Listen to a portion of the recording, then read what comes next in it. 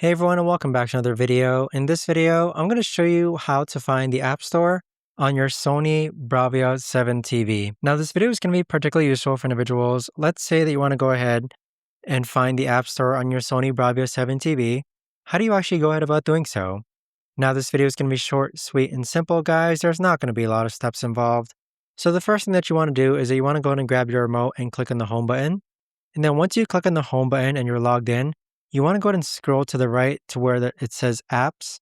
And then this basically functions as the App Store. So if you want to go ahead and scroll down, there's a search function here. This is where you could actually go ahead and type in an app. So we're going to go ahead and type in SPOT, search, and see what pops up.